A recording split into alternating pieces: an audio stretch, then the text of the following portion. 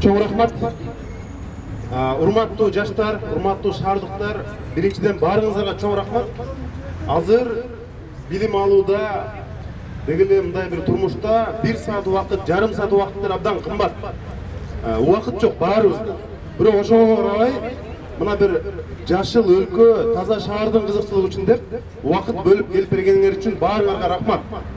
Өзгөчө мына айрым университеттеги активисттер, айрым мугалимдер өздөрү байланышка чыгып, ушу биз силерге кошулат элек, келип шаардын тазалыгына жардам берет элек деп телефон чалган баарыңарга рахмат.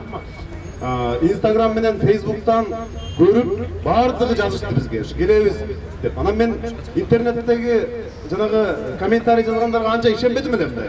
Көп киши келеби же балким жөн эле жазып коюп, келбей коюшабы барабыз деп. Интернеттен ойлодум, жазып койсоң, келсең келип жоопкерчилик жок. Бирок бүгүн мына силер сөзүңөргө туруп, баарыңар келип бердиңер. Ошого чоң рахмат. Эмне үчүн бул теманы биз көтөрүп атабыз?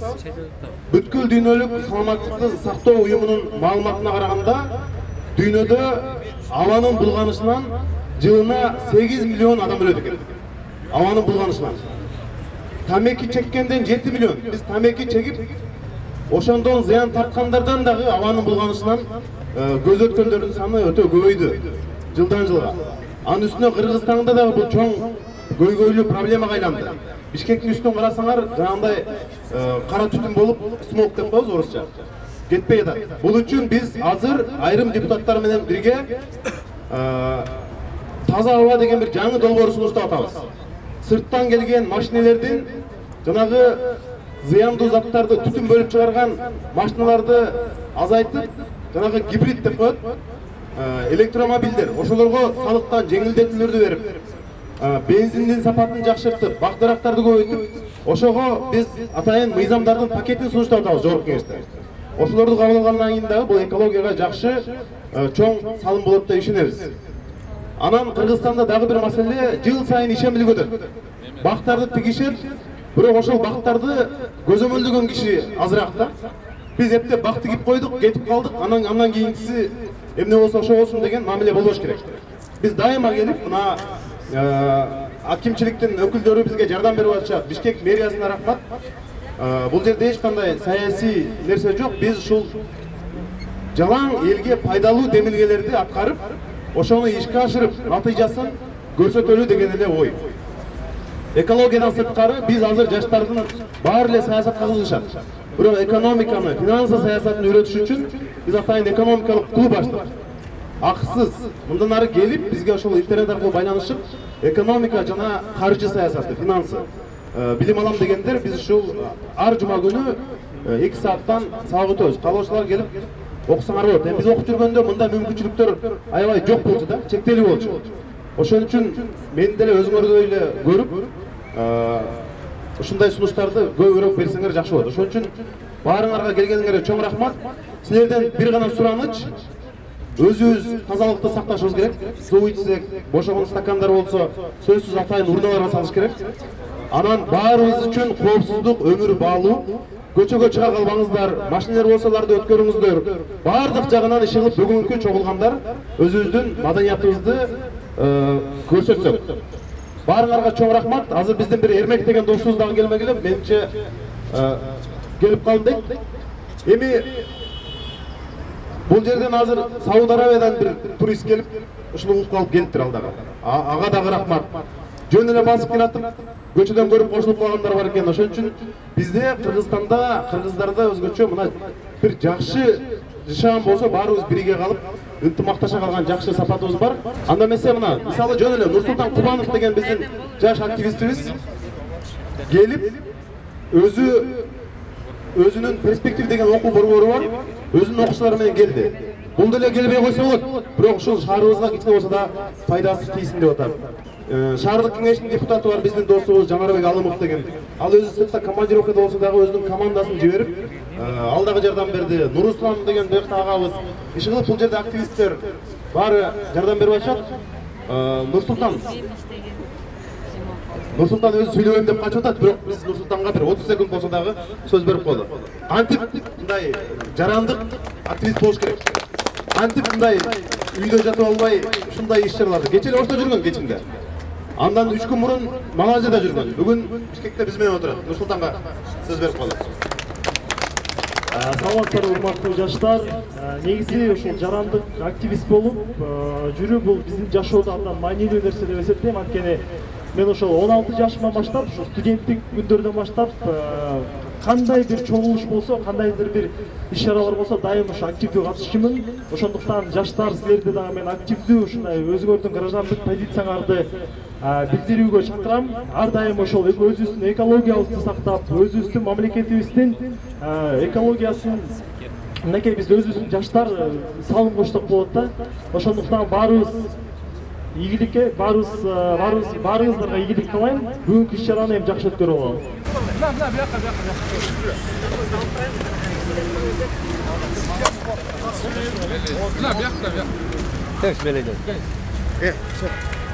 Рахмат, кичине болсо да жардам тийгизбейби? Жетти. Анан барбы? Кел. Деген тарыхый мааниси бар балдар. Жандардан. Де барынан бергиле ал жерде. Сомай кеткен жерде өмүр 50 сантиметр где-то.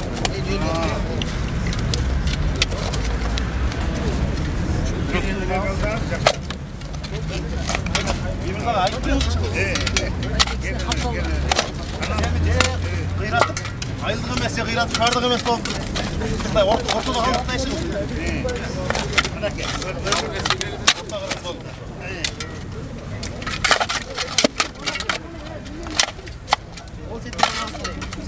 Кино бар, эки кишиден калды. Бар.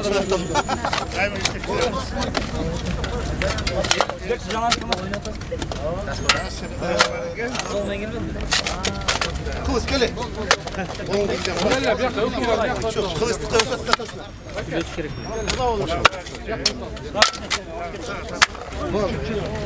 Nursultan gel.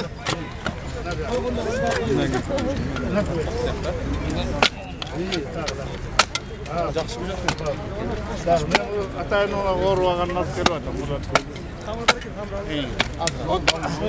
Аға жетесің. Не бұл бұндай? Болды ғой деймін. Şu darak çoğun darak oldu.